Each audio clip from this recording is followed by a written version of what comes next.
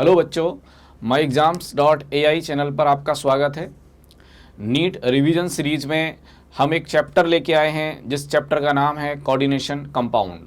बच्चों, एक ऐसा चैप्टर जो कि नीट केमिस्ट्री में इम्पॉर्टेंट रोल प्ले करता है। आप नीट में अच्छा स्कोर करना चाहते हैं तो इस चैप्टर के बिना ये पॉसिबल नहीं हो सकता।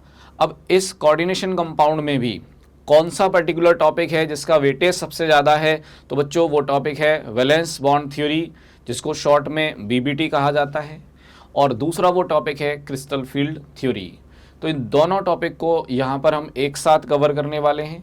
इन टॉपिक्स पर जो प्रीवियस ईयर में कुछ क्वेश्चंस पूछे गए हैं बच्चों, वो डिस्कस करने वाले हैं।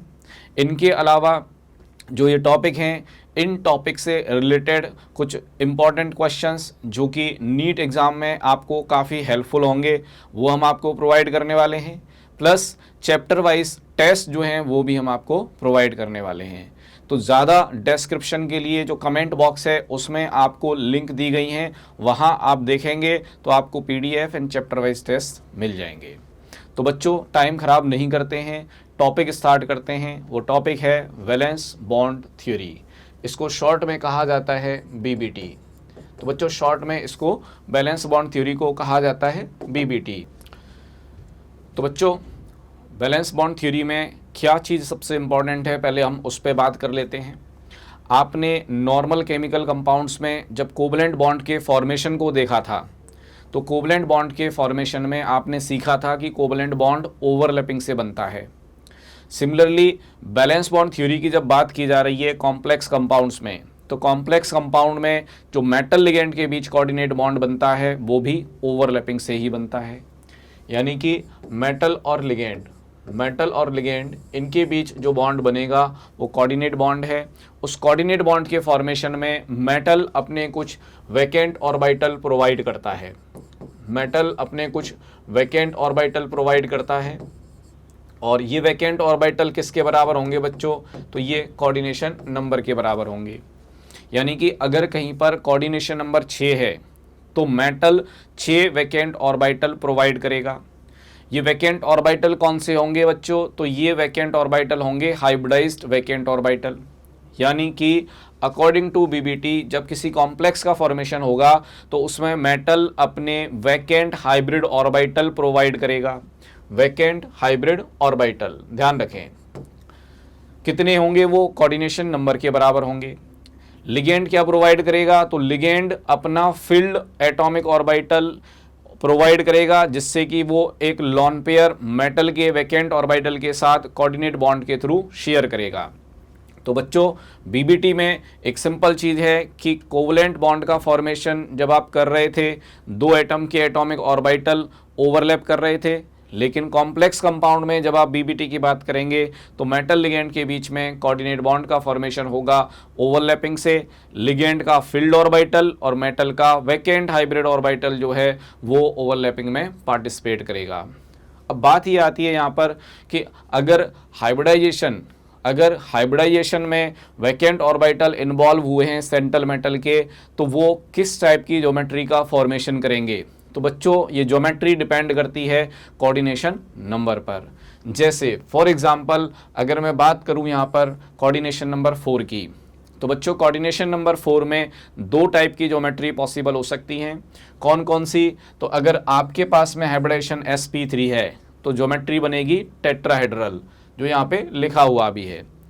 कॉम्प्लेक्स अगर आपका कोऑर्डिनेशन नंबर 4 में dsp2 हाइब्रिडाइजेशन रखता है तो उस केस में आपको ज्योमेट्री देखने को मिलेगी बच्चों स्क्वायर प्लेनर, जो कि यहाँ लिखा हुआ है। अब आता है कोऑर्डिनेशन नंबर 5। बच्चों, अगर कोई कॉम्प्लेक्स कोऑर्डिनेशन नंबर 5 में बना है तो उस केस में एक हाइब्रिडाइजेशन sp3d हो सकता है और एक और हाइब्रिडाइजेशन पॉसिबल हो सकता है बच्चों, वो है dsp3। आप कहेंगे हमने उसको यहाँ मेंशन क्यों नहीं किया?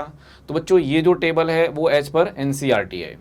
तो NCERT में कोऑर्डिनेशन नंबर 5 के लिए हाइब्रिडाइजेशन sp3d दे रखा है, लेकिन ध्यान रखेंगे ये dsp3 भी पॉसिबल हो सकता है। दोनों ही ज्योमेट्री में आपको जो दोनों ही हाइब्रिडाइजेशन में जो ज्योमेट्री आपको देखने को मिलती है वो ट्राइगोनल बाइपिरामिडल ज्योमेट्री होगी, और या फिर आपको एक और ज्योमेट्री देखने को मिल सकती है, वो है स्क्वायर पिरामिडल। ये ज्योमेट्री भी इसमें पॉसिबल हो सकती है। हम बात करते हैं कोऑर्डिनेशन नंबर 6 की। कोऑर्डिनेशन नंबर 6 में दो टाइप के हाइब्रिडाइजेशन पॉसिबल हो सकते हैं बच्चों, एक sp3d2 और दूसरा d2sp3। बच्चों अगर कहीं पर sp3d2 टाइप का हाइब्रिडाइजेशन है तो इसमें जो d ऑर्बिटल यूज होते हैं वो आउटर मोस्ट शेल के होते हैं, यानी कि nth शेल। लेकिन अगर हाइब्रिडाइजेशन d2sp3 है तो इसमें जो d ऑर्बिटल आप यूज करते हैं वो d ऑर्बिटल n-1th शेल के होते हैं, यानी पेनल्टीमेट शेल।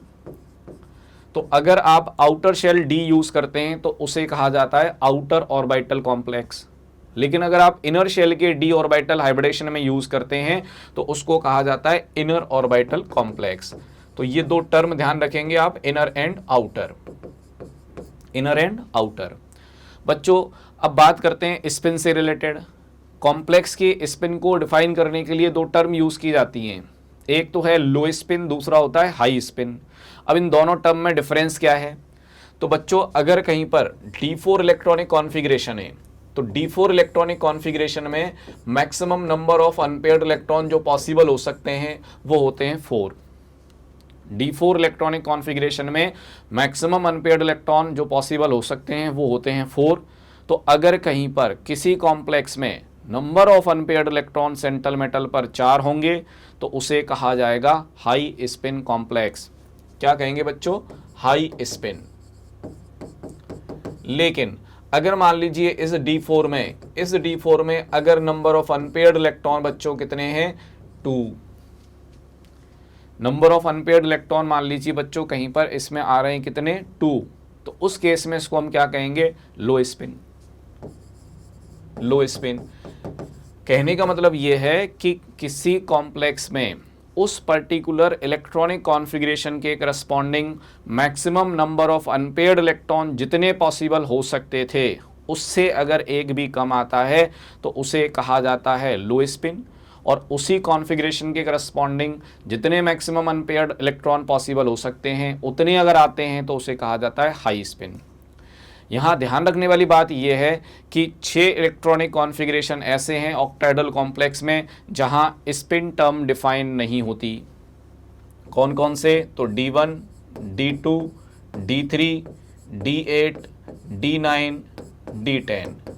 तो कोऑर्डिनेशन नंबर 6 में यानी कि ऑक्टाहेड्रल कॉम्प्लेक्स में इन 6 टर्म में, इन 6 इलेक्ट्रॉनिक कॉन्फ़िगरेशन में स्पिन टर्म डिफाइन नहीं होती है। ये बात ध्यान रखेंगे क्योंकि ये 6 इलेक्ट्रॉनिक कॉन्फ़िगरेशन ऐसे हैं जहां पर number of unpaired electron same रहते हैं, वो कभी भी चेंज नहीं होते।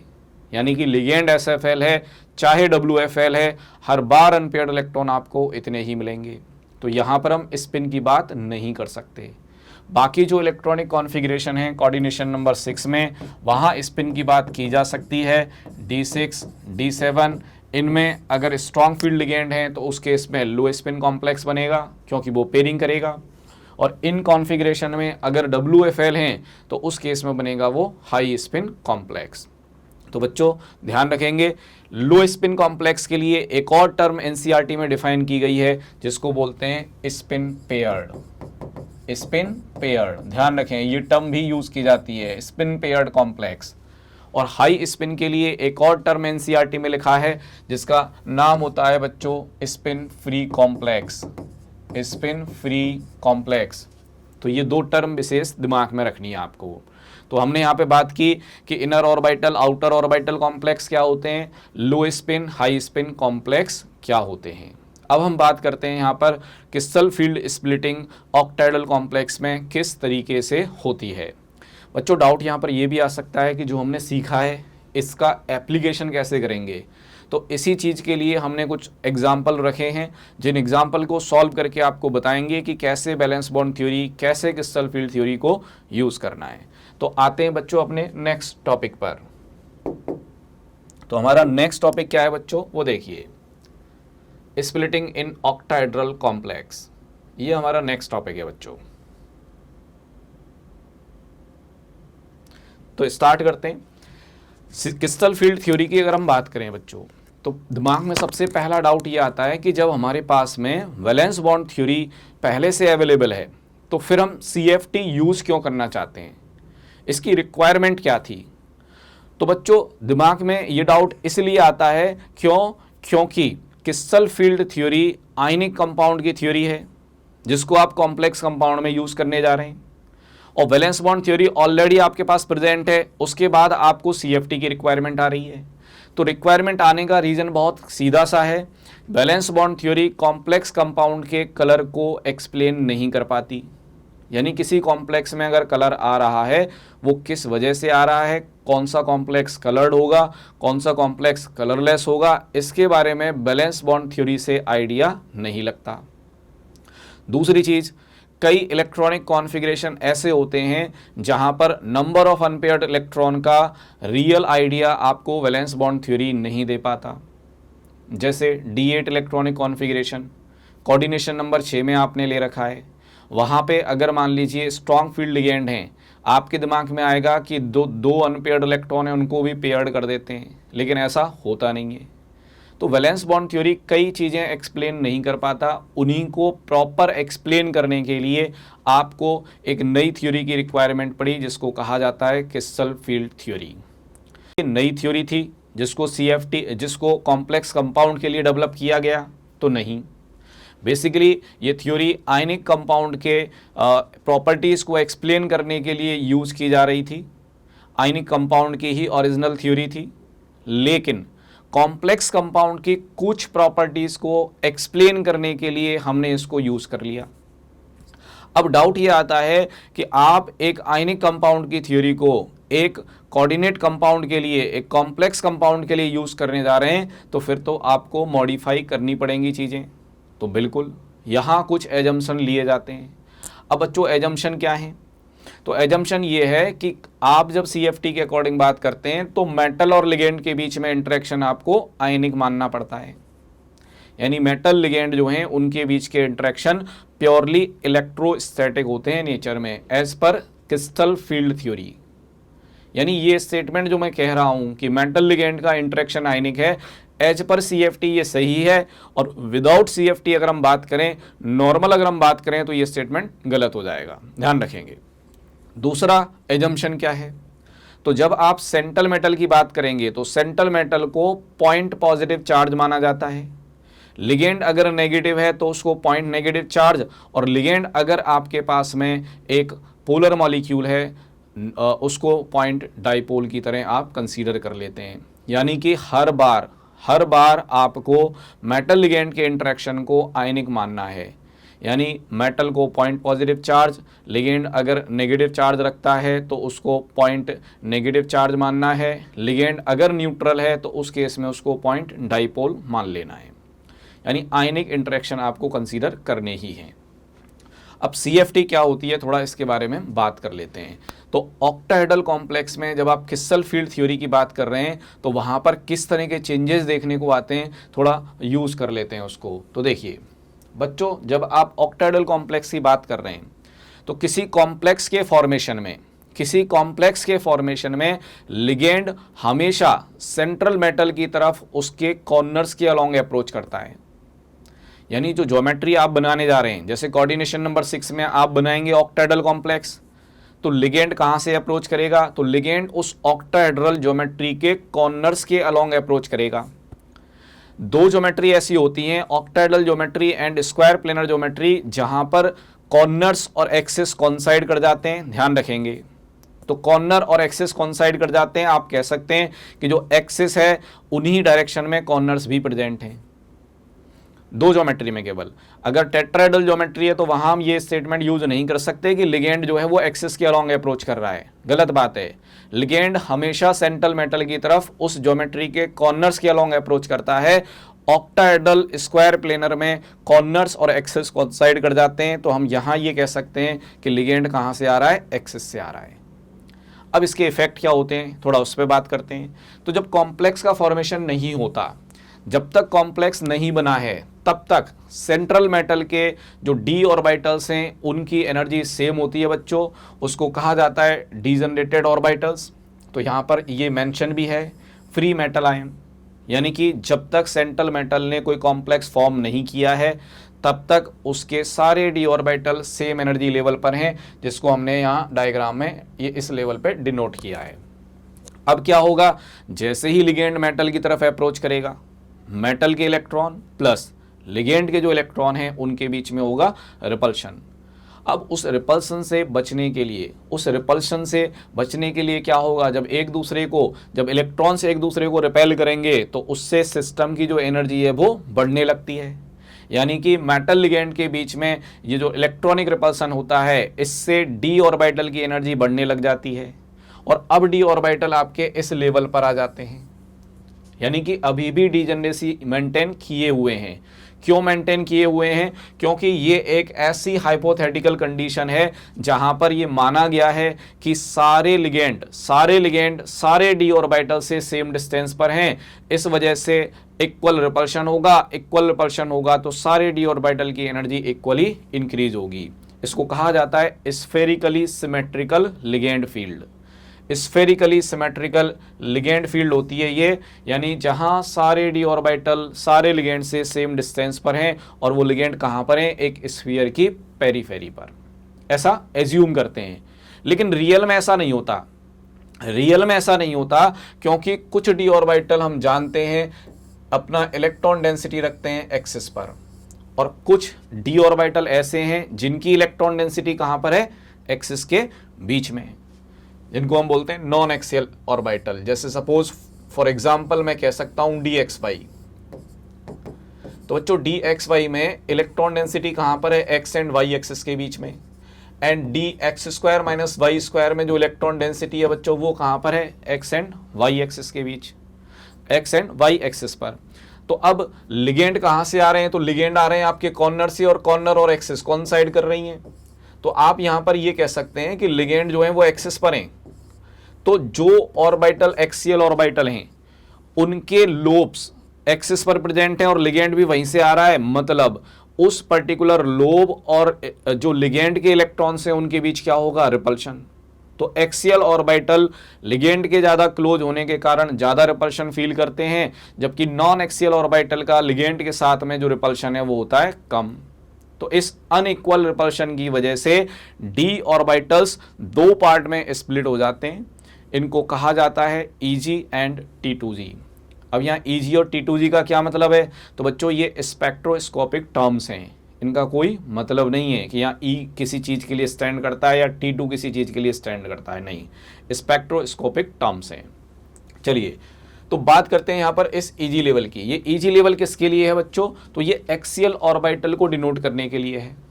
जो नॉन एक्सियल ऑर्बिटल हैं उनके एनर्जी लेवल को आप T2g से शो कर रहे हैं। ये नॉन एक्सियल ऑर्बिटल कौन से हैं बच्चों, तो ये dxy, dyz, dxz, और ये जो एक्सियल ऑर्बिटल हैं बच्चों ये होते हैं dx² minus y² and dz²। अब इन डी ऑर्बिटल का जो एवरेज एनर्जी लेवल होता है उसे कहा जाता है barycentre, average energy level.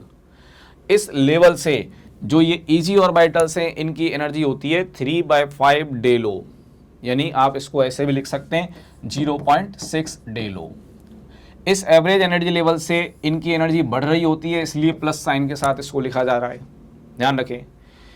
इस एवरेज एनर्जी लेवल से ये जो T2g ऑर्बिटल हैं इनका एनर्जी होता है 2/5 डेलो, जिसको आप 0.4 डेलो भी लिख सकते हैं, 0.4 डेलो। एवरेज एनर्जी लेवल से इनकी एनर्जी कम होती है, इसलिए इसको नेगेटिव साइन के साथ लिखा जाता है। यानी कोई इलेक्ट्रॉन अगर इस बेरी सेंटर से ऊपर जाएगा तो मुझे 0.6 डेलो के बराबर एनर्जी देनी पड़ेगी। अगर एवरेज एनर्जी लेवल से कोई इलेक्ट्रॉन नीचे आएगा तो उस केस में वो एनर्जी रिलीज करेगा, यानी कि -0.4 डेलो इतनी एनर्जी वहाँ रिलीज हो रही होगी। तो कहने का मतलब ये है कि अगर इलेक्ट्रॉन लोअर एनर्जी लेवल पर आ रहे हैं तो उस केस में वो एनर्जी रिलीज कर रहे होते हैं, और अगर इलेक्ट्रॉन आपके हायर एनर्जी लेवल पर जा रहे हैं, Eg में जा रहे हैं, तो उस केस में एनर्जी आपको देनी पड़ती है। यानी ऐसा कॉम्प्लेक्स जिसमें most of the electron lower energy level पर होंगे वो ज़्यादा स्टेबल होगा, और लोअर एनर्जी लेवल पर इलेक्ट्रॉन ज़्यादा कब आते हैं? जब स्ट्रॉन्ग फील्ड लिगेंड होता है। तो हम कहते हैं SFL की प्रेजेंस में कॉम्प्लेक्स ज़्यादा स्टेबल बनते हैं, WFL की प्रेजेंस में कॉम्प्लेक्स लेस स्टेबल होते हैं, क्योंकि उस केस में इलेक्ट्रॉन आपके ऊपर रहते ही हैं, वो नीचे आके पेयर्ड नहीं हो पाते। वो क्यों नहीं होते, हम उसकी भी बात करेंगे। तो बच्चों ये ऑक्टाइडल कॉम्प्लेक्स की स्प्लिटिंग है।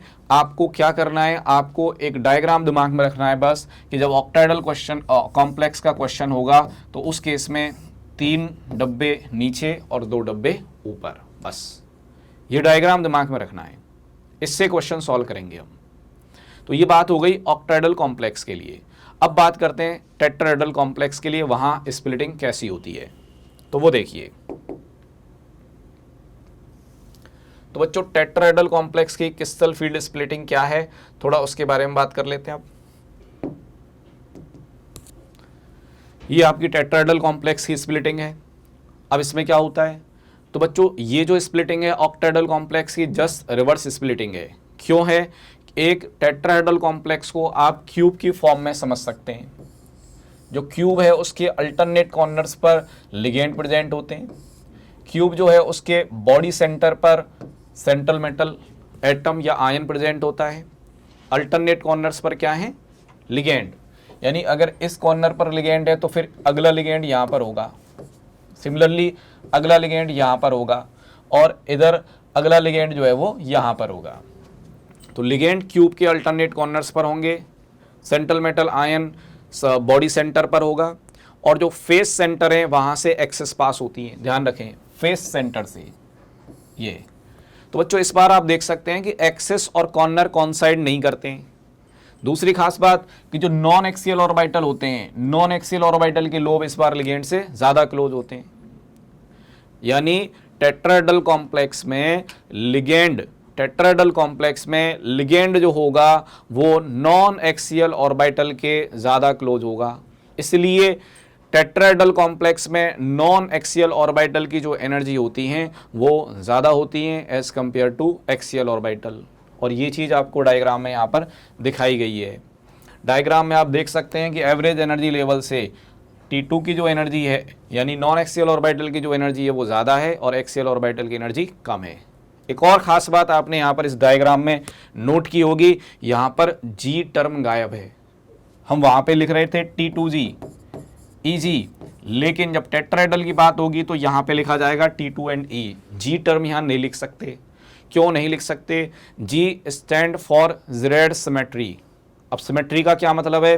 तो बच्चों टेट्राहेड्रल कॉम्प्लेक्स जो होते हैं उनमें सेंटर ऑफ सिमेट्री देखने को नहीं मिलती, लेकिन ऑक्टाहेड्रल कॉम्प्लेक्स में सेंटर ऑफ सिमेट्री देखने को मिलती है। ध्यान रखें, इसलिए वहाँ पर G टर्म लिखी जाती है सिमेट्री होने की वजह से। टेट्राहेड्रल में सिमेट्री नहीं है, सेंटर ऑफ सिमेट्री एब्सेंट है, इसलिए यहाँ पर G टर्म यूज नहीं करते हैं। बाकी जो एनर्जी लेवल हैं वो वही रहते हैं। तो ये बात दिमाग में रखनी है आपको, जस्ट रिवर्स कर देना है आपको टेट्राहेड्रल कॉम्प्लेक्स के केस में। अब आते हैं अगली बात पर। तो बच्चों अगली बात यहाँ पर क्या है कि जब आप टेट्राहेड्रल और ऑक्टाहेड्रल कॉम्प्लेक्स की स्प्लिटिंग एनर्जी को कंपेयर करते हैं तो उस केस में टेट्राहेड्रल कॉम्प्लेक्स की जो स्प्लिटिंग एनर्जी है वो 4/9 डेलो, यानी कि ऑक्टाहेड्रल कॉम्प्लेक्स का 4/9 टाइम्स होता है टेट्राहेड्रल कॉम्प्लेक्स का स्प्लिटिंग एनर्जी। और इसको अगर मैं दूसरे तरीके से लिखना चाहूँ तो मैं ऐसे भी कह सकता हूँ कि डेलो क्या है भाई? 9/4 डेल टी। यानी कि ऑक्टाहेड्रल कॉम्प्लेक्स की जो स्प्लिटिंग एनर्जी है वो टेट्राहेड्रल कॉम्प्लेक्स से क्या होती है? ज़्यादा होती है। तो बच्चों ये कुछ खास बातें हैं जो आपको ध्यान रखनी है। अब हम कुछ चीज़ें और सीखेंगे क्वेश्चंस के थ्रू।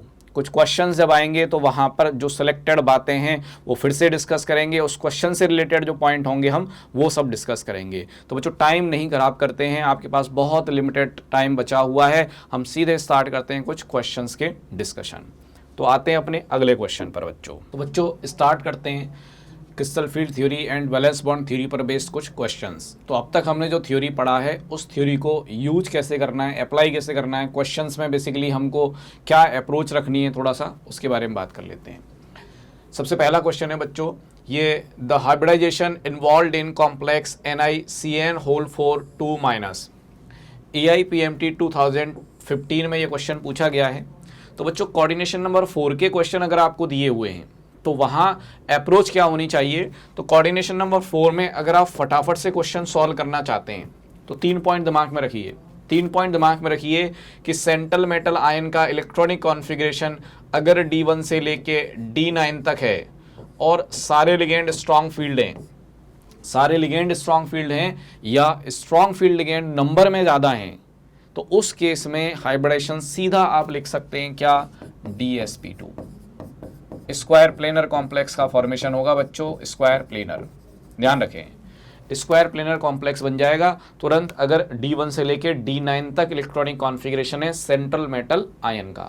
कोऑर्डिनेशन नंबर 4 की बात हो रही है, ध्यान रखें। अगर मान लीजिए D1 से लेके D9 इलेक्ट्रॉनिक कॉन्फ़िगरेशन है और WFL ज़्यादा है नंबर में, WFL ज़्यादा है नंबर में या सारे लिगेंड WFL हैं, इन दैट केस कॉम्प्लेक्स का जो हाइब्रिडाइजेशन है बच्चों वो हो जाएगा sp3 और ज्योमेट्री बन जाएगी टेट्राहेड्रल। ये 2 पॉइंट दिमाग में रखेंगे। अगर D10 इलेक्ट्रॉनिक कॉन्फ़िगरेशन है, अगर D10 इलेक्ट्रॉनिक कॉन्फ़िगरेशन है बच्चों, तो उस केस में चाहे आपके पास में WFL हो, चाहे आपके पास में स्ट्रॉन्ग फील्ड लिगेंड हो, कोऑर्डिनेशन नंबर 4 में हाइब्रिडाइजेशन हमेशा क्या होगा, sp3। ध्यान रखें इस पॉइंट को, D10 इलेक्ट्रॉनिक कॉन्फ़िगरेशन में कोऑर्डिनेशन नंबर 4 के कॉम्प्लेक्स टेट्राहेड्रल होते हैं, ऑलवेज टेट्राहेड्रल। तो ये बात दिमाग में रखनी है, ठीक है। चलिए, तो अब क्वेश्चन में क्या करना है, मैं डायरेक्ट अगर इसको अपने इन शॉर्ट मेथड से सॉल्व करना चाहूँ तो देखिए निकिल का इलेक्ट्रॉनिक कॉन्फ़िगरेशन क्या है, तो Ni+2 है बच्चों 3d8, और मैंने आपसे कहा था कि D8 इलेक्ट्रॉनिक कॉन्फ़िगरेशन हो और साइनाइड यानी कि SFL है यहाँ पर सारे के सारे, तो D8 और स्ट्रॉन्ग फील्ड लिगेंड, तो बच्चों हाइब्रिडेशन क्या हो जाएगा, DsP2। सीधा हाइब्रिडेशन आपको मिल गया यहाँ पर, एक ही स्टेप में, कुछ सॉल्व नहीं किया। मेटल का आपने ऑक्सीडेशन स्टेट पता किया, इलेक्ट्रॉनिक कॉन्फ़िगरेशन मालूम किया, तुरंत आपको पता चल गया उसका हाइब्रिडेशन क्या है बिना सॉल्व किए। तो ये सिंपल सा तरीका है। अगर ये तरीका आपको सॉल्व नहीं करना है, इस तरीके से नहीं करना है शॉर्ट मेथड से, तो प्रॉपर मेथड क्या है, आप 5 d ऑर्बिटल बनाइए, यानी क्वेश्चन को आप बैलेंस बॉन्ड थ्योरी से सॉल्व कर सकते हैं, बैलेंस बॉन्ड थ्योरी, और फिर आप इलेक्ट्रॉन की फिलिंग करिए। अब स्ट्रॉन्ग फील्ड लिगेंड है तो एक इलेक्ट्रॉन आपका यहाँ पेयर्ड हो जाएगा, ये d ऑर्बिटल खाली है, यहाँ पर एक s खाली है और p खाली है, तो हाइब्रिडेशन क्या हो जाएगा बच्चों, DsP2। ये हाइब्रिडेशन आप निकाल रहे हैं बैलेंस बॉन्ड थ्योरी के करस्पॉन्डिंग। तो आप इस तरीके से इस क्वेश्चन को फटाफट से सॉल्व कर सकते हैं। तो स्ट्रॉन्ग फील्ड लिगेंड होंगे तो इलेक्ट्रॉन पेयर्ड हो जाएंगे, और अगर WFL है तो उस केस में इलेक्ट्रॉन पेयर्ड नहीं होंगे। तो अगला क्वेश्चन सॉल्व करते हैं बच्चों, तो इसका तो आंसर हो जाएगा आंसर 4। नेक्स्ट क्वेश्चन सॉल्व करते हैं बच्चों। नेक्स्ट क्वेश्चन है हमारे पास में बच्चों, pick out the correct statement with respect to MnCN6-3। बच्चों जब इस कॉम्प्लेक्स की बात हो रही है यहाँ पर, तो देखिए इस मैग्नीज का जो इलेक्ट्रॉनिक कॉन्फ़िगरेशन है वो है Mn+3। Mn+3 के करस्पॉन्डिंग आप लिख सकते हैं इसको 3d4। D4 इलेक्ट्रॉनिक कॉन्फ़िगरेशन है आपके पास। कोऑर्डिनेशन नंबर 6 की बात हो रही है, तो बच्चों कोऑर्डिनेशन नंबर 6 के क्वेश्चन कैसे सॉल्व करने हैं आपको, तो कोऑर्डिनेशन नंबर 6 में अगर आपके पास D1 इलेक्ट्रॉनिक कॉन्फ़िगरेशन है, D2 है, D3 है, और ऑल द लिगेंड्स, या तो सारे लिगेंड आपके स्ट्रॉन्ग फील्ड हैं या फिर SFL नंबर में ज़्यादा हैं, तो ऐसे केस में जो हाइब्रिडाइजेशन है आपका वो क्या आएगा, D2sp3। अब बात ये आती है कि अगर WFL होते तो क्या होता, उस केस में भी आपको 2 d ऑर्बिटल खाली मिलते, तो इसलिए अगर आपने SFL लिया होता चाहे WFL लिया होता, कोऑर्डिनेशन नंबर 6 में D1, D2, D3 के लिए हाइब्रिडेशन फिक्स है, D2sp3 यही आएगा। अब मान लीजिए आपने लिया है D4, D5, D6, D7, तो इनके केस में अगर स्ट्रॉन्ग फील्ड लिगेंड आपने लिया है, कोऑर्डिनेशन नंबर 6 की बात हो रही है, ध्यान रखें, इस केस में हाइब्रिडेशन आएगा D2sp3। और अगर आपने इन्हीं कॉन्फ़िगरेशन में WFL ले रखे हैं तो बच्चों हाइब्रिडेशन आएगा sp3d2। दिमाग नहीं लगाना है, अगर दिमाग लगा के क्वेश्चन सॉल्व करेंगे तो उसका तरीका दूसरा है, वो भी हम सॉल्व करके बताएंगे। केवल शॉर्ट मेथड से क्वेश्चन फटाफट सॉल्व हो उसके लिए तरीका ये है, सिंपल। अब मान लीजिए आपके पास सेंट्रल मेटल आयन का इलेक्ट्रॉनिक कॉन्फ़िगरेशन है D8, D9, D10, coordination number आपने ले रखा है 6, तो चाहे आपके पास WFL हो, चाहे आपके पास में स्ट्रॉन्ग फील्ड लिगेंड हो, हाइब्रिडेशन फिक्स है sp3d2, यही रहेगा। तो यहाँ तो दिमाग नहीं लगाना है, याद करना है अगर आपको, और अगर दिमाग लगा के सॉल्व करना है तो उस केस में क्या करना है, आपको बॉक्स बनाने हैं। 3 बॉक्स बनाइए, 2 बॉक्स बनाइए। कॉन्फ़िगरेशन क्या है हमारे पास, D4 की फिलिंग करिए तो 1 2 3 4। स्ट्रॉन्ग फील्ड लिगेंड है तो बच्चों ध्यान रखेंगे, स्ट्रॉन्ग फील्ड लिगेंड होने पर आप Eg से T2G में पेयरिंग कर सकते हैं। Eg टू T2G, हाई से लो में सेम एनर्जी ऑर्बिटल में इलेक्ट्रॉन की पेयरिंग नहीं होगी, चाहे लिगेंड आपका SFL क्यों ना हो। यानी कि आप अगर SFL है तो इस इलेक्ट्रॉन को नीचे ला सकते हैं। दोनों Eg खाली हैं, दोनों Eg खाली हैं, हाइब्रिडेशन D2sp3, यानी ये दोनों D आपके हाइब्रिडेशन में इन्वॉल्व हो जाएंगे। अगर एक ही D खाली होता उस केस में इसको हाइब्रिडाइज नहीं कर सकते थे हम, ठीक है। तो तरीका ये है, लेकिन शॉर्ट मेथड ये है। अगर ये 3 बातें आपको याद हैं, आप क्वेश्चन फटाफट से टिक कर देंगे। चलिए, तो यहाँ पर बात हो रही थी Mn+3 की। Mn+3 D4 configuration strong field ligand है सारे Cn-, हाइब्रिडेशन आप सीधा लिख सकते हैं D2sp3। और कोऑर्डिनेशन नंबर 6 की बात हो रही है, इसलिए ये ज्योमेट्री क्या होगी, ऑक्टाहेड्रल। तो बच्चों कौन सा ऑप्शन इसमें बेस्ट है वो देखिए। It is sp3 D2 hybridized and tetrahedral, नहीं। It is D2sp3 hybridized and octahedral, yes it is correct. तो सेकंड ऑप्शन यहाँ पे आंसर हो जाएगा। अगला क्वेश्चन देखते हैं बच्चों नेक्स्ट क्वेश्चन है अपने पास। आपको लिस्ट 1 को लिस्ट 2 के साथ में मैच करना है। लिस्ट 1 में some complexes are given and list 2 में आपको स्पिन ऑनली मैग्नेटिक मोमेंट की वैल्यू दे रखी है। बच्चों आपको एक बात यहाँ ध्यान रखनी है कि स्पिन ऑनली मैग्नेटिक मोमेंट जो है उसका इंट्रीगल पार्ट सीधे आपको नंबर ऑफ अनपेयर्ड इलेक्ट्रॉन बता देता है। यानी यहाँ पर 5.92 वैल्यू अगर है तो इसका जो अनपेयर्ड इलेक्ट्रॉन है वो रहेंगे 5 इंट्रीगल वैल्यू। यहाँ पे n की वैल्यू कितनी रहेगी, 0। यहाँ अनपेयर्ड इलेक्ट्रॉन होंगे 4, यहाँ अनपेयर्ड इलेक्ट्रॉन कितने होंगे, 1। अब पहले कॉम्प्लेक्स की बात कर लेते हैं। आयरन जो है यहाँ +3 में है, यानी D5 electronic configuration. Strong field ligand अगर हो और D5 इलेक्ट्रॉनिक कॉन्फ़िगरेशन हो तो ये कुछ ऐसा होगा, इसमें एक अनपेयर्ड इलेक्ट्रॉन आएगा क्योंकि 5 इलेक्ट्रॉन है, 5 की 5 इलेक्ट्रॉन T2G में रहेंगे नीचे, तो इसमें एक अनपेयर्ड इलेक्ट्रॉन रहेगा, यानी यहाँ n का जो वैल्यू है वो रहेगा 1।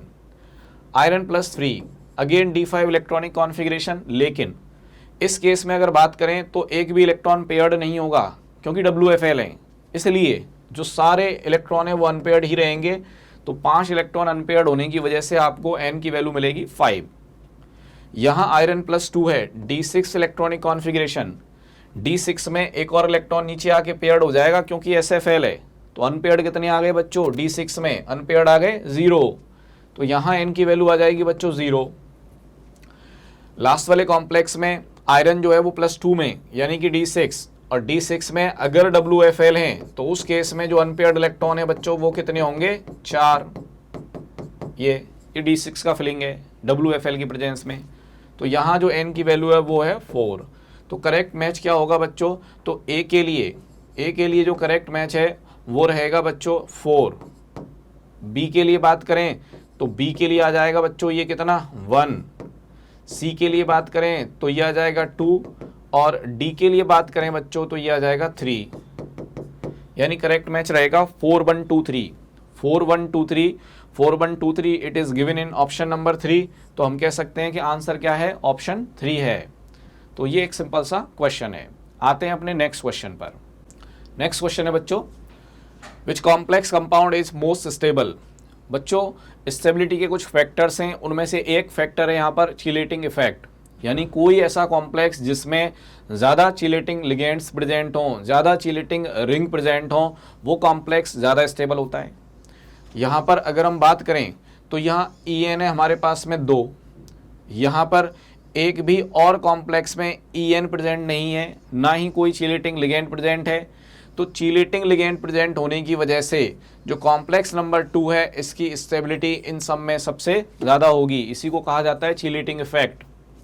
तो चिलेटिंग इफेक्ट की वजह से कॉम्प्लेक्स 2 मोस्ट स्टेबल कॉम्प्लेक्स होगा बच्चों, ध्यान रखें। एक सिंपल सा क्वेश्चन था चिलेटिंग इफेक्ट पर बेस्ड। आते हैं अपने नेक्स्ट क्वेश्चन पर।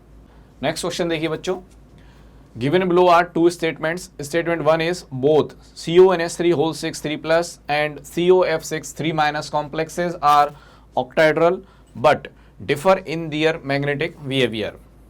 बच्चों अगर मैं इस कॉम्प्लेक्स की बात करूं यहाँ पर, तो ये कोबाल्ट प्लस 3 का एक कॉम्प्लेक्स है, और कोबाल्ट प्लस 3 का मतलब हो गया D6 इलेक्ट्रॉनिक कॉन्फ़िगरेशन। यहाँ पर जो अमोनिया है वो स्ट्रॉन्ग फील्ड लिगेंड है बच्चों, और स्ट्रॉन्ग फील्ड लिगेंड होने की वजह से सारे इलेक्ट्रॉन क्या होंगे, पेयर्ड। सारे इलेक्ट्रॉन यहाँ पर पेयर्ड होंगे, और पेयर्ड होकर ये इलेक्ट्रॉन आ जाएंगे कहाँ, T2G में।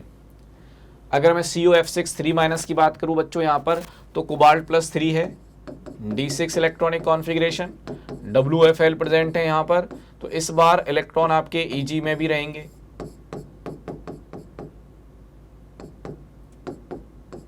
ये D6 इलेक्ट्रॉनिक कॉन्फ़िगरेशन। तो बच्चों यहाँ पे जो स्टेटमेंट 1 लिखा है कि दोनों ऑक्टाहेड्रल हैं, हाँ बात सही है, but differ in their magnetic behaviour. तो बच्चों यहाँ सारे इलेक्ट्रॉन पेयर्ड थे, तो ये बन गया था डाया मैग्नेटिक, और यहाँ अनपेयर्ड इलेक्ट्रॉन प्रेजेंट हैं बच्चों, तो ये क्या रह गया, पैरा मैग्नेटिक। तो बात तो सही है, स्टेटमेंट 1 जो है वो करेक्ट है, दोनों ऑक्टाहेड्रल हैं, लेकिन मैग्नेटिक बिहेवियर जो है, मैग्नेटिक नेचर जो है वो इनका डिफरेंट है। तो स्टेटमेंट 1 क्या हुआ, correct. Now come to statement 2, CONH3 3+ is diamagnetic whereas COF6 3- is paramagnetic. हाँ ये भी सही है, क्योंकि पहला जो कॉम्प्लेक्स है उसमें सारे इलेक्ट्रॉन पेयर्ड हैं, दूसरे इलेक्ट्रॉन में अनपेयर्ड इलेक्ट्रॉन प्रेजेंट होने की वजह से ये क्या है, पैरामैग्नेटिक। तो बच्चों स्टेटमेंट 1 भी सही है और स्टेटमेंट 2 भी सही है, तो दोनों ही स्टेटमेंट सही हैं यहाँ पर। अब दोनों स्टेटमेंट अगर सही हैं तो इस केस में बेस्ट ऑप्शन क्या है आपके पास, ऑप्शन नंबर 2। तो बच्चों इस क्वेश्चन का आंसर क्या रहेगा, ऑप्शन नंबर 2 रहेगा। तो बच्चों ये हमने यहाँ पर एक्सप्लेन किए कुछ क्वेश्चन जो कि प्रीवियस ईयर्स में आए हुए हैं। ऐसे ही और क्वेश्चंस जो कि नीट एग्ज़ाम से रिलेवेंट हैं, जिनके चांसेस हैं कि वो नीट एग्ज़ाम में रिपीट होंगे, मोस्ट प्रोबेबल क्वेश्चंस, उनका एक PDF इसी वीडियो लिंक में डिस्क्रिप्शन बॉक्स में दिया गया है बच्चों, वहाँ से आप वो PDF डाउनलोड करेंगे, उसमें जो क्वेश्चंस दिए हुए हैं उनको सॉल्व करेंगे, और जो आंसर की वहाँ पर दी होगी उससे आप उसको मैच करेंगे। अगर फिर भी कोई क्वेश्चन से रिलेटेड डाउट है तो आप कमेंट बॉक्स में कमेंट करके वो डाउट पूछ सकते हैं, आपके डाउट जो हैं उनका रिप्लाई दिया जाएगा। तो इस तरह की जो ये सीरीज़ है बच्चों, ये कंटिन्यू चलती रहेगी टिल नीट 2025। इसमें हम हर चैप्टर के वो मोस्ट इम्पॉर्टेंट टॉपिक्स जिनका नीट में वेटेज ज़्यादा रहता है उन टॉपिक्स को कवर करेंगे, उनका थ्योरी कवर करेंगे, उनके कुछ सॉल्व एग्जाम्पल्स हम देखेंगे, और फिर कुछ प्रैक्टिस क्वेश्चंस जो हैं मोस्ट प्रोबेबल क्वेश्चन वो आपको दिए जाएंगे। तो बच्चों जिन्होंने इस चैनल को सब्सक्राइब नहीं किया है वो चैनल सब्सक्राइब कर लेना, बहुत कुछ आने वाला है, हर सब्जेक्ट में आने वाला है, चाहे वो फिजिक्स हो, चाहे वो केमिस्ट्री हो, चाहे वो बायो हो। तो आप अपडेट्स के लिए इस चैनल के साथ जुड़े रहें। Thank you. तो बच्चों आपके सामने नेक्स्ट क्वेश्चन है the geometry and magnetic behaviour of the complex NiCO whole 4R। तो बच्चों हमको कोऑर्डिनेशन नंबर 4 में एक बात विशेष दिमाग में रखनी है। कोऑर्डिनेशन नंबर 4 का क्वेश्चन जब भी हम सॉल्व कर रहे हैं तो हमने आपसे कहा था कि D1 से लेके D9 इलेक्ट्रॉनिक कॉन्फ़िगरेशन अगर है और WFL आपको दिए हुए हैं तो उस केस में हाइब्रिडेशन sp3 होगा। अगर D1 से D9 इलेक्ट्रॉनिक कॉन्फ़िगरेशन में स्ट्रॉन्ग फील्ड लिगेंड है तो हाइब्रिडेशन DsP2 होगा। ये बात आपको ध्यान रखनी है। अगर कोऑर्डिनेशन नंबर 4 में अगर D10 इलेक्ट्रॉनिक कॉन्फ़िगरेशन है तो चाहे आपके पास में WFL प्रेजेंट हो, चाहे आपके पास में स्ट्रॉन्ग फील्ड लिगेंड प्रेजेंट हो, दोनों ही केस में आपको जो हाइब्रिडेशन देखने को मिलेगा बच्चों वो क्या होगा, sp3, वो होगा sp3 D10 में, यानी SFL हो चाहे WFL हो, कोई भी। ये बात ध्यान रखनी है। एक और बात दिमाग में रखनी है, कैसा भी हाइब्रिडेशन हो s ऑर्बिटल उसमें जरूर इन्वॉल्व होता है। यानी आप मिक्सिंग जब करेंगे तो s का p के साथ, s का d के साथ, मतलब s तो आना ही आना है। और जब कॉम्प्लेक्स की बात हो रही है तो कॉम्प्लेक्स कंपाउंड में s ऑर्बिटल आपको वैकेंट करने पड़ेंगे, क्योंकि हाइब्रिडेशन में वैकेंट ऑर्बिटल यूज होते हैं जब आप कॉम्प्लेक्स की BBT की बात कर रहे होते हैं। यहां पर इस एग्जाम्पल में खास बात क्या है, इस एग्जाम्पल में खास बात यह है कि निकिल का इलेक्ट्रॉनिक कॉन्फ़िगरेशन जब आप लिखेंगे उसका ऑक्सीडेशन स्टेट 0 है, इसलिए इलेक्ट्रॉनिक कॉन्फ़िगरेशन क्या आएगा बच्चों, तो आर्गन 4s2 3d8। यहां जैसे ही आप इसका इलेक्ट्रॉनिक कॉन्फ़िगरेशन लिखते हैं सबसे पहला डाउट आपके दिमाग में यही आता है कि यार इस s के इलेक्ट्रॉन का क्या करें, s तो खाली करना ही पड़ेगा आपको। तो s के इलेक्ट्रॉन को खाली करने के लिए क्या तरीका है, तो बच्चों कैसा भी लिगेंड हो, चाहे वो WFL है चाहे वो SFL है, आप 4s के इलेक्ट्रॉन को 3d में शिफ्ट कर देंगे। 4s का इलेक्ट्रॉन 3d में आपको शिफ्ट करना है। ऐसे बहुत एग्जाम्पल हैं जहां इस तरह की शिफ्टिंग आपको करनी पड़ेगी क्योंकि s खाली करना है। आप कहेंगे 4s और 3d में 4s की एनर्जी कम होती है और 3d की एनर्जी ज्यादा, तो क्या WFL की प्रेजेंस में भी ये चेंज किया जा सकता है? बिल्कुल किया जा सकता है। ऐसा इसलिए क्योंकि इलेक्ट्रॉन की फिलिंग होने के बाद में 4s की एनर्जी 3d से ज्यादा होती है और आप क्या कर रहे हैं, यहां पर आप हाई एनर्जी से इलेक्ट्रॉन लेके जा रहे हैं लो एनर्जी में, यानी एनर्जेटिकली ये एक फेवरेबल चेंज है। ध्यान रखना, बहुत ही इंपॉर्टेंट कंसेप्ट है ये। कंसेप्चुअली अगर आप नहीं जाना चाहते तो आप दिमाग में रखिए कि आपको s को खाली करना है, उसके इलेक्ट्रॉन इनर शेल वाले d में शिफ्ट कर देने हैं। ध्यान रखना, तो 4s के इलेक्ट्रॉन 3d में आपने शिफ्ट कर दिए, ये बन गया d10, ये बन गया d10 इलेक्ट्रॉनिक कॉन्फ़िगरेशन, और d10 है तो क्या बनेगा, sp3, चाहे कैसा भी लिगेंड हो। तो यहां से इसका हाइब्रिडेशन क्या आ गया बच्चों, एक तो हाइब्रिडेशन आ गया इसका sp3, ज्योमेट्री बन गई टेट्राहेड्रल, और मैग्नेटिक नेचर अगर आप निकालना चाहें तो भाई d10 में तो सारे इलेक्ट्रॉन पेयर्ड ही होंगे, पेयर्ड हैं तो क्या बनेगा फिर, डाया मैग्नेटिक। तो मुझे ऑप्शन चूज करना है, यहाँ पर क्या है ऑप्शन, तो मुझे ऑप्शन मिलना चाहिए tetrahedral geometry and diamagnetic, और ये कहाँ पर दिया है ऑप्शन, ये दिया है सेकेंड ऑप्शन में।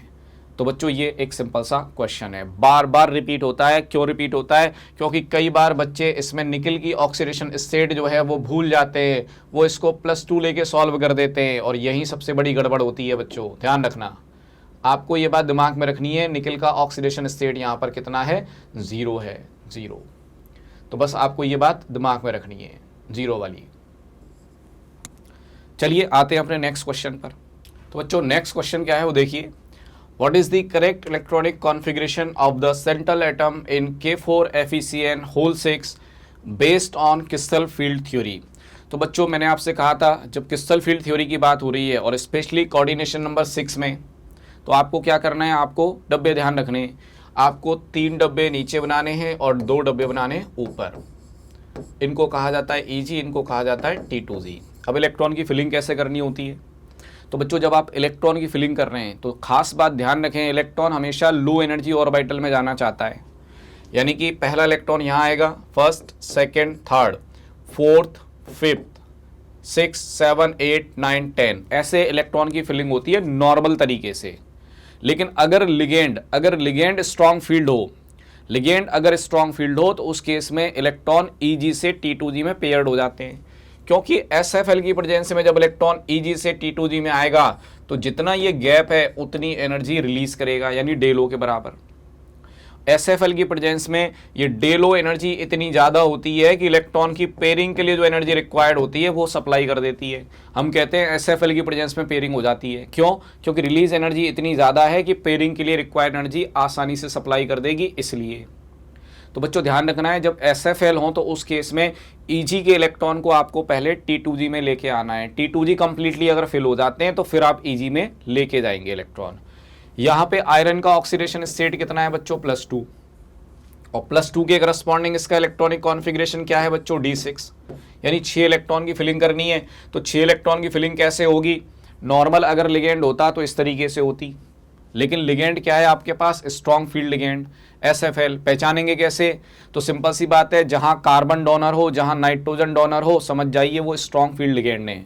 तो CN- SFL है, ये इलेक्ट्रॉन EG से कहाँ आ जाएंगे, T2G में, नीचे पेयर्ड हो जाएंगे, नीचे यहाँ आ जाएंगे, ये खाली हो जाएगा। यानी EG में कितने इलेक्ट्रॉन रहेंगे, 0, और T2G में कितने रहेंगे, 6।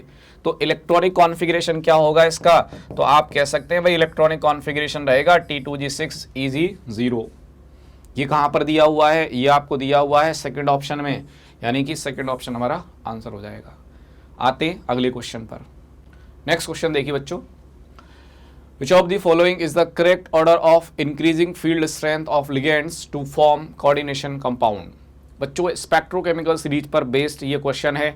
स्पेक्ट्रोकेमिकल सीरीज में खास बात ध्यान रखने वाली बात ये है कि कार्बन डोनर जो लिगेंड होते हैं उनकी स्ट्रेंथ नाइट्रोजन डोनर से ज़्यादा होती है, नाइट्रोजन डोनर की स्ट्रेंथ ऑक्सीजन डोनर से ज़्यादा होती है, और ऑक्सीजन डोनर की लिगेंड जो होती है वो हैलाइड डोनर से ज़्यादा होती है। तो लिगेंड स्ट्रेंथ का ये ऑर्डर दिमाग में रखना है, इसी पर बेस्ड होता है। हाँ, कहीं पर डोनर एटम अगर सेम आ जाते हैं तो उस केस में स्पेक्ट्रोकेमिकल सीरीज याद होना ज़रूरी है, उसी के बेस पे हम क्वेश्चन सॉल्व कर सकते हैं। तो हम यहाँ 4 ऑप्शन हमको दिए हैं, उनमें थोड़ा सा बात कर लेते हैं। पहला ऑप्शन C2O4-2 सबसे ज़्यादा इम्पॉसिबल, क्योंकि ऑक्सिलेट में ऑक्सीजन डोनर होता है ना कि कार्बन।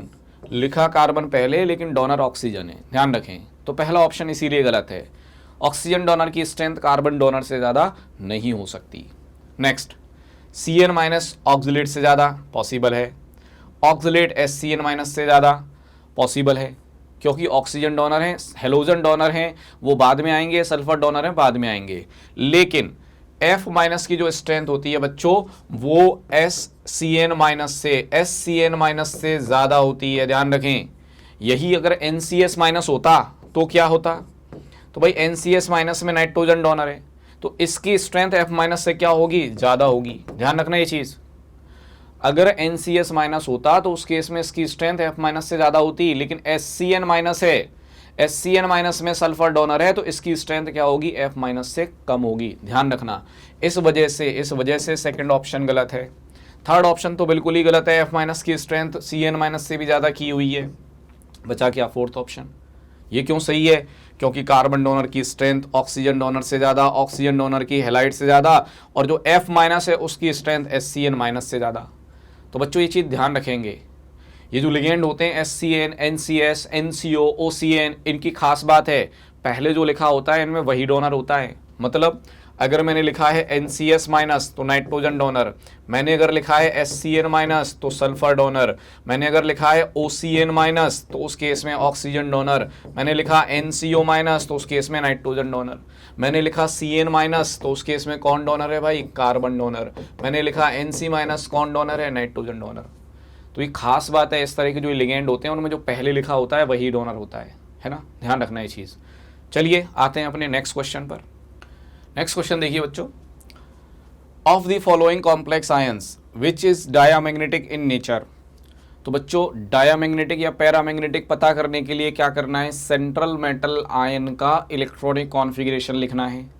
इलेक्ट्रॉनिक कॉन्फ़िगरेशन जब आप लिख लेंगे तो उसके बाद लिगेंड का नेचर देखना है, वो SFL है या WFL है, उसके अकॉर्डिंग आपको पेयरिंग का डिसीजन लेना है।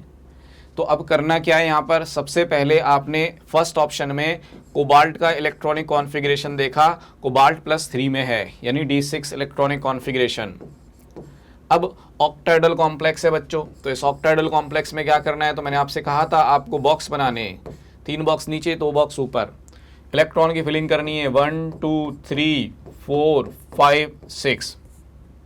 लिगेंड क्या है यहाँ पर, F- WFL है, मतलब इलेक्ट्रॉन ऐसे ही रहेंगे। SFL होता तो ये इलेक्ट्रॉन नीचे आ जाते, ध्यान रखें। चलिए इलेक्ट्रॉन यहाँ पर अनपेयर्ड हैं इसलिए कॉम्प्लेक्स क्या होगा, पैरामैग्नेटिक होगा। तो ये कॉम्प्लेक्स क्या है बच्चों, पैरामैग्नेटिक है। सेकेंड कॉम्प्लेक्स निकिल +2, निकिल +2 में इलेक्ट्रॉनिक कॉन्फ़िगरेशन क्या है बच्चों, 3D8। तो यहाँ पर क्या करना है, तो आप कोऑर्डिनेशन नंबर 4 के लिए simple valence bond theory use करिए, वो बेस्ट अप्रोच है। क्योंकि आप कोऑर्डिनेशन नंबर 4 में 2 टाइप की स्प्लिटिंग यूज़ करते हैं, या तो टेट्राहेड्रल या स्क्वायर प्लेनर, और पहले से अगर कॉम्प्लेक्स नहीं पता है तो फिर आप उलझ जाओगे। तो बेस्ट अप्रोच क्या है, आप बैलेंस बॉन्ड थ्योरी यूज़ करिए कोऑर्डिनेशन नंबर 4 के लिए।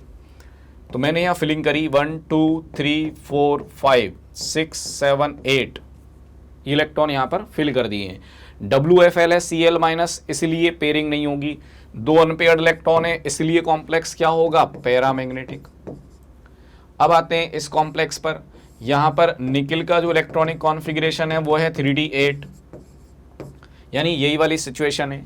लेकिन लिगेंड क्या है बच्चों, यहाँ पर लिगेंड SFL है, लिगेंड यहाँ पर स्ट्रॉन्ग फील्ड लिगेंड है, इसलिए SFL होने की वजह से इलेक्ट्रॉन यहाँ पर पेयर्ड हो जाएंगे। तो सारे इलेक्ट्रॉन यहाँ पर पेयर्ड हो जाएंगे और एक डी ऑर्बिटल खाली रहेगा आपके पास, हाइब्रिडाइजेशन होगा dsp2 स्क्वायर प्लेनर ज्योमेट्री, और सारे इलेक्ट्रॉन पेयर्ड हैं, इसलिए कॉम्प्लेक्स क्या होगा बच्चों, डायामैग्नेटिक। ध्यान रखें, डायामैग्नेटिक। यहाँ पे कॉपर की बात करें तो भाई कॉपर का इलेक्ट्रॉनिक कॉन्फ़िगरेशन क्या है, तो Cu+2 के करस्पॉन्डिंग इसका इलेक्ट्रॉनिक कॉन्फ़िगरेशन क्या है, D9। एक और शॉर्ट मेथड, जितने भी इलेक्ट्रॉनिक कॉन्फ़िगरेशन सेंट्रल मेटल के ऑड नंबर में रखते होंगे इलेक्ट्रॉन, जितने भी इलेक्ट्रॉनिक कॉन्फ़िगरेशन ऐसे हैं जहां पर ऑड नंबर में इलेक्ट्रॉन प्रेजेंट हैं, वो सब के सब पैरामैग्नेटिक होंगे। कॉमन सेंस की बात है, अगर SFL आया भी तो इलेक्ट्रॉन पेयर्ड भी कर दिए उसने, तो दो दो इलेक्ट्रॉन की पेयरिंग होगी। और ऑड नंबर में अगर इलेक्ट्रॉन है तो आप उनको कभी भी पेयर्ड नहीं कर सकते कि सारे इलेक्ट्रॉन पेयर्ड हो जाएं, कोई ना कोई एक इलेक्ट्रॉन तो अनपेयर्ड रहेगा ही रहेगा। तो कॉपर +2 D9 है, D9 है, इसको देखकर मैं सीधा कमेंट कर सकता हूं ये पैरामैग्नेटिक होगा। और अगर आप वैसे देखना चाहें फिलिंग में, तो एक इलेक्ट्रॉन इधर भर दो, एक अनपेयर्ड अभी भी रहेगा, ये क्या होगा, पैरामैग्नेटिक। तो डायामैग्नेटिक कॉम्प्लेक्स इन चारों में से कौन है, तो वो तो आपका थर्ड कॉम्प्लेक्स है। तो आंसर क्या होगा बच्चों, 3, थर्ड ऑप्शन। चलिए आते हैं नेक्स्ट क्वेश्चन पर। बच्चों अपना नेक्स्ट क्वेश्चन देखिए। नेक्स्ट क्वेश्चन है, aluminium chloride in acidified aqueous solution forms a complex A in which hybridization state of Al is B, what are A and B respectively. तो बच्चों बहुत ही सिंपल सा एक क्वेश्चन है और स्पेशली बोरॉन फैमिली से related है। बोरॉन फैमिली की एक इंफॉर्मेशन यहाँ पर यूज़ की गई है। जब आप एल्युमिनियम क्लोराइड को AlCl3 को पानी में ऐड करते हैं तो ध्यान रखें इस कंपाउंड की एक खास प्रॉपर्टी है, AlCl3 अपने आप में एक कोवलेंट कंपाउंड है। अब मैंने कैसे पता किया कोवलेंट है, तो कोवलेंट आयनिक पता करने का एक सिंपल तरीका है, मोल्टन फेज में अगर इलेक्ट्रिकल कंडक्टिविटी शो होती है तो कंपाउंड आयनिक है, मोल्टन फेज में अगर उसने इलेक्ट्रिकल कंडक्टिविटी शो नहीं की तो कंपाउंड कोवलेंट है। तो AlCl3 कोवलेंट कंपाउंड होता है, ध्यान रखेंगे क्या है ये, कोवलेंट। लेकिन जैसे ही इसको वाटर में डाला जाता है, वाटर में ये कंपाउंड आयनिक की तरह बिहेव करता है, आयंस में ब्रेक हो जाता है, और Al+3 आयन जैसे ही पानी में फ्री मिलेगा, कई सारे वाटर मॉलिक्यूल आकर उसके चारों तरफ इकट्ठा हो जाते हैं और एक ऑक्टाइडल कॉम्प्लेक्स का फॉर्मेशन कर देते हैं। That complex is AlH2O6 3+। Coordination number 6 है। एल्युमिनियम थर्ड पीरियड से बिलोंग करता है तो इसका मैक्सिमम कोऑर्डिनेशन नंबर, मैक्सिमम कोवलेंसी 6 होती है। 6 से ज़्यादा बॉन्ड एल्युमिनियम फॉर्म नहीं कर सकता, इसलिए 6 वाटर आके यहाँ पे एसोसिएट हुए हैं। तो आपको जो आयन मिलेगा यहाँ पर AlH2O6 3+, और वाटर में Cl- जो आयन है उसके चारों तरफ कई सारे वाटर मॉलिक्यूल होंगे, इसलिए बन जाएगा Cl- एक्वस। अब बच्चों इसी का एक और फॉर्मेट पूछा गया है जेई में नीट में, ऐसे कई एग्जाम में आया हुआ है कि AlH2O6 3+, मतलब जब आपने AlCl3 को पानी में डाला है और फिर हमने सॉल्यूशन को हीट करना स्टार्ट कर दिया, तो फाइनली क्या मिलेगा, तो भाई फाइनली ये जो कॉम्प्लेक्स बनता है इस कॉम्प्लेक्स का डिहाइड्रेशन हो जाता है, इस कॉम्प्लेक्स का भी डिहाइड्रेशन हो जाता है। तो ये बात दिमाग में रखें, आपसे क्वेश्चन में जो इन्फॉर्मेशन पूछी है वो यहीं तक की पूछी गई है कि AlCl3 को पानी में डालने पर क्या बनेगा, तो AlH2O6 3+ आयन का फॉर्मेशन होगा, ध्यान रखेंगे, साथ में Cl- एक्वस बनेगा। अब जब एल्युमिनियम की बात कर रहे हैं तो यहाँ पर इस कॉम्प्लेक्स का कोऑर्डिनेशन नंबर कितना है, 6। अब 6 कोऑर्डिनेशन नंबर में 2 कॉम्प्लेक्स पॉसिबल हो सकते हैं, 2 हाइब्रिडाइजेशन पॉसिबल हो सकते हैं, D2sp3 या sp3d2। लेकिन एल्युमिनियम P ब्लॉक से बिलोंग करता है और P ब्लॉक के जो एलिमेंट होते हैं उनकी N-1d और Ns के बीच में सिग्निफिकेंट एनर्जी डिफरेंस होने की वजह से उनके N-1d ऑर्बिटल Ns के साथ हाइब्रिडाइजेशन में इन्वॉल्व नहीं होते। तो अगर सेंट्रल एटम आपका S ब्लॉक या P ब्लॉक से बिलोंग करता है तो उनमें इनर शेल के d ऑर्बिटल्स हाइब्रिडाइजेशन में इन्वॉल्व नहीं होते हैं, यानी वहाँ पर आपको D2sp3, dsp2, dsp3 इस टाइप के हाइब्रिडेशन देखने को नहीं मिलते। सेंट्रल एटम अगर आपका S या P ब्लॉक से बिलोंग करता है तो उस केस में सारे हाइब्रिडेशन की स्टार्टिंग कहाँ से होती है, S ऑर्बिटल से, sp, sp2, sp3, sp3d, d2। तो मुझे यहाँ पर 6 बॉन्ड का फॉर्मेशन करना है। स्टार्टिंग हाइब्रिडेशन की S से होगी, 6 हाइब्रिड ऑर्बिटल रिक्वायर्ड होंगे, तो इसका मतलब हाइब्रिडेशन क्या होगा, sp3d2 होगा। तो आयन कौन सा बना, AlH2O होल 6 3+ और हाइब्रिडेशन क्या हुआ बच्चों, sp3d2। तो कहां पर है भाई ये ऑप्शन, ये ऑप्शन आपको पहले ही केस में मिल गया, फर्स्ट ऑप्शन। तो इसलिए आंसर क्या होगा, फर्स्ट ऑप्शन।